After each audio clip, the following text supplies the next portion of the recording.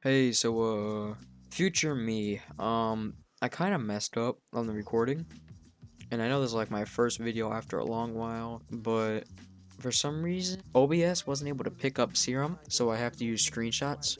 Please bear with me on this one. Next time won't be like that, so let's sit back and enjoy the video. Hey guys, what's up? I am Molecule. It's my first time posting after a while. But I haven't really seen people been doing tutorials on stuff like this, so I thought I'd go ahead and make a tutorial. Why not? I was kind of bored anyways. So in this tutorial, we're gonna be learning how to make liquid basses, which in some cases can sound like this, or in some cases can sound like this. Maybe even something like this, or like this. Now, these basses are from my track that I haven't even released yet, called Tribute. This is what they sound like all together.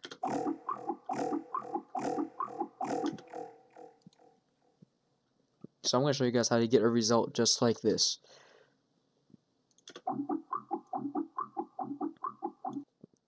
So here's all the audio effects, but we're going to get into them later.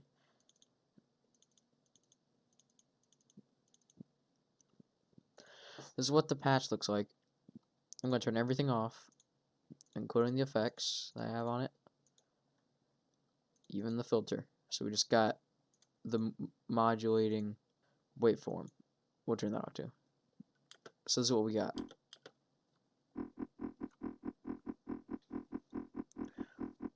First thing you want to do, or at least what I do, add 8 unison, random down, detune down. Makes it louder, gives it a lot more kind of like, I don't really want to say crunch, just like kind of makes it louder away. Now add a noise oscillator, not too much.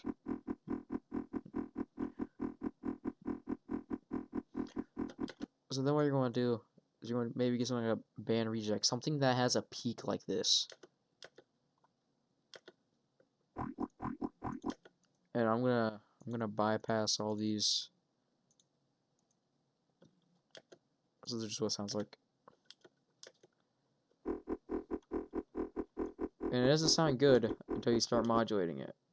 To which I've done this. Usually I'm gonna go from like low to high. And the reason I'm doing like this and not doing like this is because I want it to be the same kind of sound, but not to the point to where it's the filter's just going. So you just kind of want it to go twice, because without it,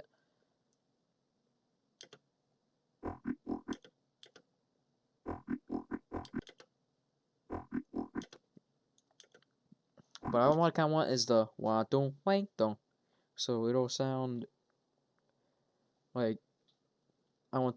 So I'll explain in a second, but yeah. So you got that. Now we're going on to the effects. I put a distortion on there. Without, with. Just get a little bit extra beef. Maybe I could turn up the mix a little bit more though. Now I add a flanger. You can't hear it, but if I turn up the feedback, you'll hear it. Honestly, the people really sleep on the flanger. I think it's actually really useful. Now we're gonna go on to the phaser.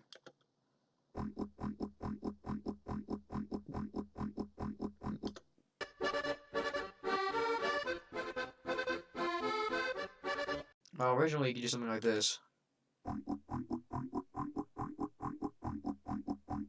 where you just have it set on one spot. But I don't want that. So what I did is that I modulated that up.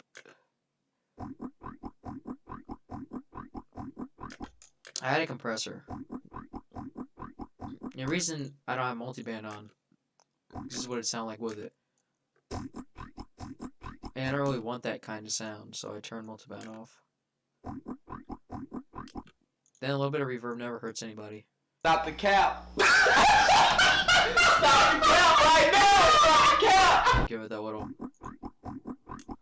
thing it needs. Now we're gonna move on to the effects. Let me do this so that way I can just turn them all off really quick. So we got the vocoder. That is what's gonna make it mostly wet. Low release, high depth. Make sure you have modulator on and you put enhance. Without enhance, with enhance, it's kind of a slight difference. You can't really hear it too much. So yeah, that's what gives you that kind of sound. So if I slap on a normal vocoder, I could show you what I mean.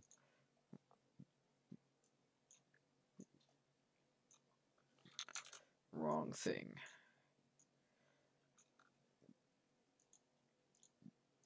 Also, put these bands all the way up to around 40 or 36. I like to keep it on 36, but 40 is fine. So turn the range all the way up, crank this a bit. This is what it sounds like without adjusting the release at all.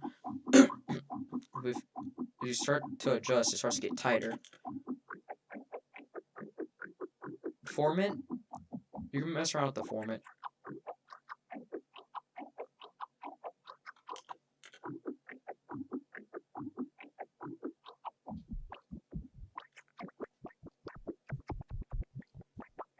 Kind of little game sounds if you mess with the formant like that, but yeah, that's why you always want to keep the release down. Never really crank it up.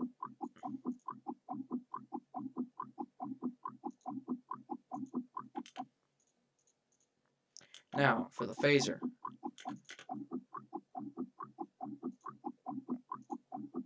Just so it kind of dumbs down that little weird sound.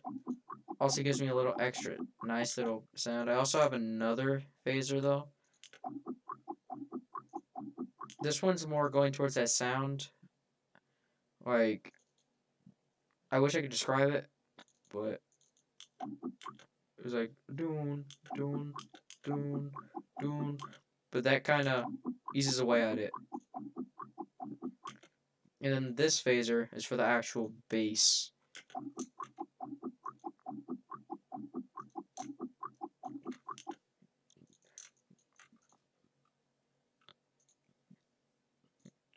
So now we're going to go into the saturator. Make sure to go back. Just to give it that little extra oomph. Now, I don't suggest cutting the high end, like what I'm about to show you on this EQ. But in this case, it works out for me.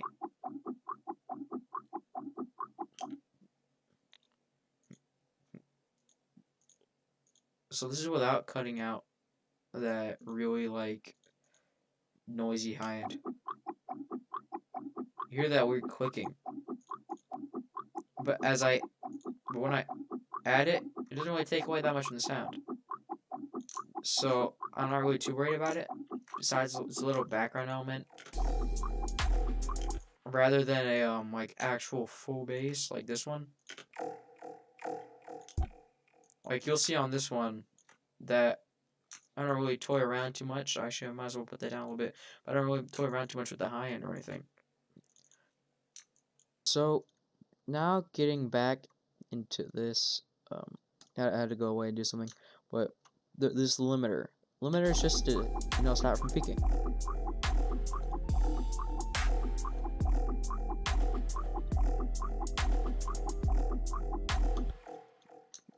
Now, moving on to these two effects, the reverb and delay. I'll turn off the delay for now, just so I could show you in a minute.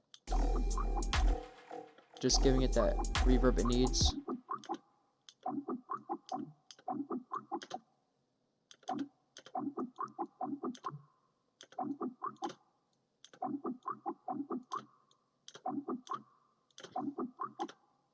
So you hear it, because it makes it sound wetter. Now for the delay.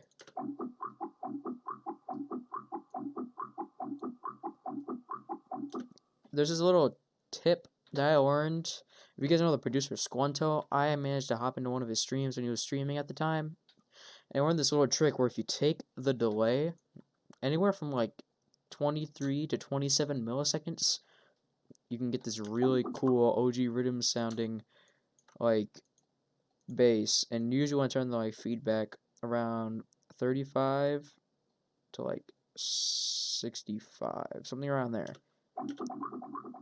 But you make sure they're both in sync. Drop it down around 27. It's like really nice texture, like, and also some formants too.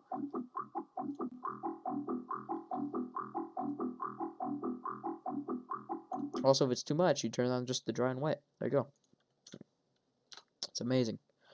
So yeah, that's how you make a wet Riddim bass, liquid Riddim bass. I knew people weren't going to be doing this too much because ambient rhythm has kind of died down since last time I listened to it, which is actually pretty recently. So that was my tutorial on how to make liquid basses. If you want more stuff like this, drop a like, maybe leave a comment, maybe subscribe. That would really help me out. And I plan to upload a little bit more.